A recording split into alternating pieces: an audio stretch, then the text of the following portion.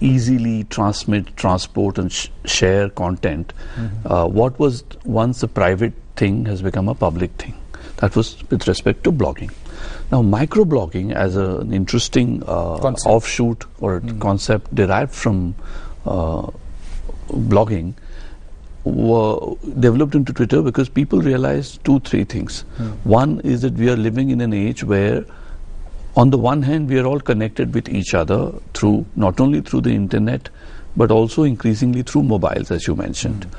The other thing is that people do not have much time and therefore to write lengthy pieces or even so just as in a newspaper you might pick up and read only headlines, in the world of Twitter you might just catch whatever you want to in short bursts of information. That's why it limits the number of characters to 140 per tweet, so that you will say in terse language, in simple terms, whatever you want to say. So it has brought back brevity into communication in a big way. In a globalized world which is interconnected, where people are busy, this is one way of easily sharing information and insights. And the third thing is that it also enables impulsive communication, and the way to draw an analogy will be with conversations. So the orthodoxy in Twitter is saying that Twitter encourages conversation as opposed to one-to-many communication. Twitter is all about many-to-many communication at any given point. When you're talking about conversations at this point, I just want to, Smita, while speaking to various people, there's one point which several users of Twitter make, that you have to look at the phenomenon of Twitter as some kind of a virtual cafe. That is possibly one of the most common definitions which I came across while trying to read up to prepare for this program. Now, would you agree with this kind of a definition, that it's some kind of a virtual cafe where people meet, exchange ideas, chit-chat, like in the old times, when we were in college, like we would go to the coffee house basically to have adda. Coffee and adda. That's the right word. Would you agree with it? Yes, absolutely. The successful Twitterers are the ones who use that for communication. You use the platform for communication. Those who are there just to broadcast their information, for example, say a film star who's there to say that this film of mine is coming in. It's called a plug. If he's there just to plug that information, he'll last on Twitter for a couple of weeks, after which people figure out that he's out here just for publicity, and they kind of block him out after a while. And you'll see many celebrities walking out of Twitter after a while because of that, because they get a lot of response and the response is negative. So you can't really last for long because, being a celebrity, you're not used to seeing a lot of negative stuff coming your way. And that happens. So those who are successful, who stick around after a couple of months, are those who are engaging in conversations. Now, the World Cup cricket is on, and, the successful Twitterers are the ones who actually saw the match, tweeted, used it as something to communicate, and the experience of that event was so much more fun as compared to just sitting at home and just watching it on your own. You saw so much more happening. For example, this whole concept of when the Prime Minister invited the Pakistan Prime Minister to come and watch the match. Now, as journalists, we saw this as, okay, fine, diplomacy riding on cricket. But when you got onto Twitter, you realized common people saying, hey, don't spoil this experience for us by bringing in politicians. But there were others who felt, why not? Why not use this medium? This is a successful bridge between India and Pakistan. This is where, as many people say, that it's the only religion which possibly unites the subcontinent. Yes. So there were many who said, so it kind of opened up our stagnant mindset too. So those journalists who want to really open up the windows of your mind, if I may say so, and be more responsive to readers, viewers, are the ones who are sticking around in Twitter and using it to get more points of view. Krishna Prasad, the events in North Africa and Middle East, a lot of comments have been made about the contribution of Facebook and Twitter and possibly other social networking sites into making the revolution that happened finally. Now, I was reminded of what happened in China in the Tiananmen Square way back in the late 1980s. At that time, when fax machines possibly came in for the first time in a big way all over the world, especially in China. I remember being told and reading about it that it was a revolution which was brought by fax machines.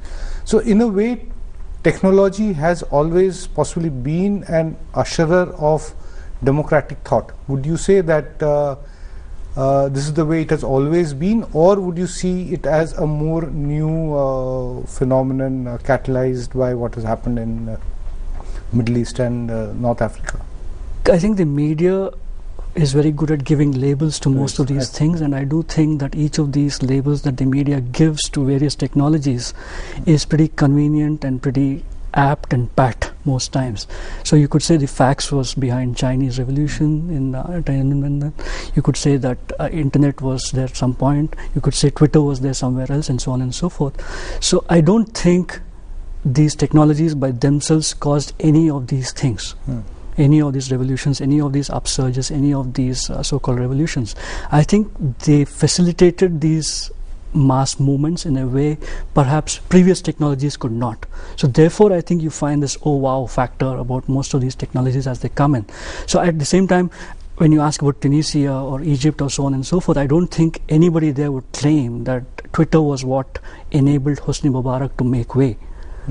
It was really I mean, let's not forget how Twitter started. Twitter started with a bunch of guys sitting at a cafe, a virtual adda, as Smita put it, and basically sending out stuff to people around them to let them know what they were up to. In fact, as the original line went, this is the best way to discover what's in your world, was the original line for Twitter.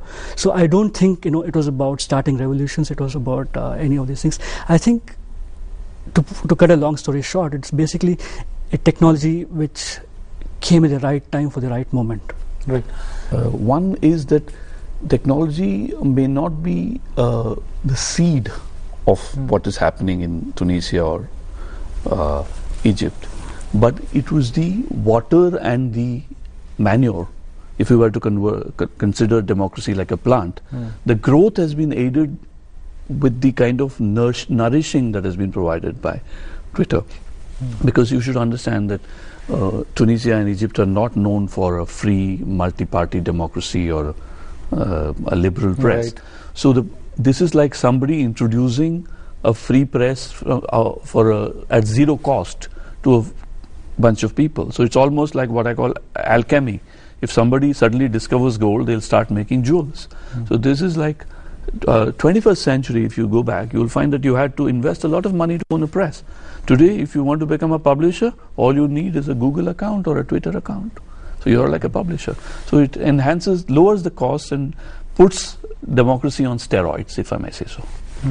In previous upsurges, the first thing that dictators and tyrants targeted were radio stations. They were the first things to be shut down. But what you find with increasing technologies is internet, Twitter, and so on and so forth. So what you're finding is that eventually the ability to move things is in your hand, and in this case it is virtually your cell phone. And it's immediate.